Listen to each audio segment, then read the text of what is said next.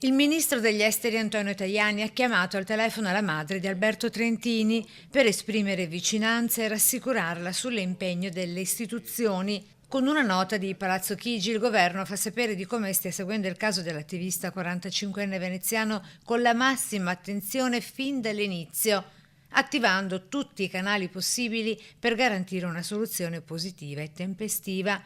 Governo che si appella ai media chiedendo discrezione, necessità richiesta da più voci alla stampa al fine di favorire il buon esito della vicenda. È dallo scorso 15 novembre che il cooperante del Lido di Venezia risulta recluso in Venezuela secondo indiscrezioni in un carcere a Caracas. Nelle scorse ore il ministro Tajani ha chiesto una visita consolare affinché venga anche accertato l'attivista veneziano venga trattato nel rispetto delle regole. Appello condiviso e ribadito con forza anche dalla CGIL Venezia. Bisogna far chiarezza, perché ovviamente non è che si possono arrestare le persone senza capire le ragioni.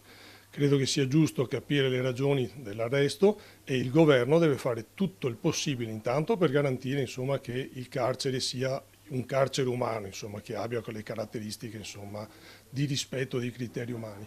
Dall'altra parte fare tutto quello che è possibile anche per riportare anche il nostro connazionale che è in Venezuela a casa, come è successo anche per Cecilia Sala.